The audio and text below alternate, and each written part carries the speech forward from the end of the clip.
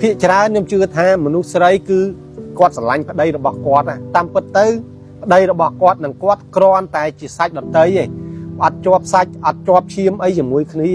គាត់ខំលះបង់សពបែបយ៉ាងទាំងរូបកាយទាំងសម្រស់ទាំងបេះដូងទាំងកម្លាំងទាំងការអត់ធ្មត់ទាំងក្តីសង្ឃឹមទាំងក្តីសំណោះស្រឡាញ់ប៉ុន្តែក៏មានបងប្អូនមួយចំនួនធំដែរមិនតិចម៉ានទេបងប្អូនអរគ្នានៅពេលដែលគាត់លះបង់ហើយតែគាត់បែរជាទទួលបានរឿងខុសបំណងវាយើងអាចនិយាយបានថាគឺជាការលះបង់ដ៏ធំបំផុតតែលះបង់ខុសមនុស្សនៅពេលដែលយើងលះបង់ខុសមនុស្សខ្ញុំជឿថាទាំងខ្ញុំទាំងគេមនុស្សដែលយើងធ្លាប់សង្ឃឹមមនុស្សដែលយើងធ្លាប់ស្រឡាញ់មនុស្សដែលយើងធ្លាប់ទុកចិត្តមនុស្សដែលយើងធ្លាប់ផ្ដល់ទាំងទំនុកចិត្តមនុស្សដែលធ្លាប់ផ្ដល់ទាំងក្តីស្រឡាញ់ក្តីអាណិតក្តីមេត្តាតែបែរជាតបស្នងមកយើងវិញអត់សមដោយអ្វីដែលយើងចង់បានជីវិតមួយហ្នឹងគឺឈឺចាប់ខ្លាំងបំផុត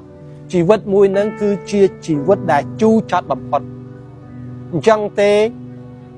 បងប្អូនអរគ្នាដែលជាប្តីពេលខ្លះ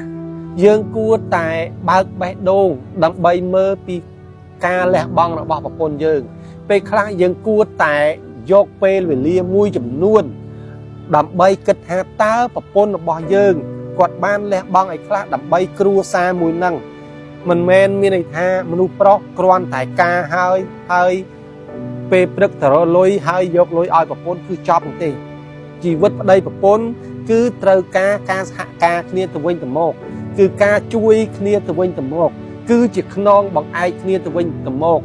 មិនមែនគ្រាន់តែយើងប្រឹងរកលុយហើយចប់ទេវាត្រូវតែមានទំនួលខុសត្រូវជាងហ្នឹងដើម្បីឲ្យយើងជាប្តីដើម្បីឲ្យយើងជាមនុស្សប្រុសដើម្បីឲ្យយើងក្លាយទៅជាឪពុកល្អជាប្តីល្អហើយគឺជាបរិសម្នាក់ដែលមានទំនួលខុសត្រូវយ៉ាងពេញលេញខ្ញុំបញ្ជាក់សាថ្មីបងប្អូនគ្នាមិនមែនទូនាទីរបស់យើងទៅរកតែលុយនៅក្រៅហើយយើងចប់ទេ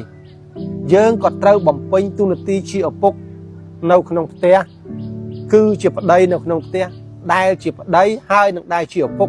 ដែលកូននិងប្រពន្ធរបស់យើងប្រាថ្នាដូចគ្នាសួរថាតើលក្ខណៈម៉េចទើបយើងខ្លាយជាឪពុកល្អហើយលក្ខណៈម៉េចទើបយើងខ្លាយជាប្តីល្អនៅក្នុងផ្ទះអញ្ចឹងបងប្អូនអរគ្នាមានបញ្ញាឆ្លាតណាបងប្អូនអរគ្នាច្បាស់ជាដឹងហើយថាត្រូវធ្វើម៉េចអូខេ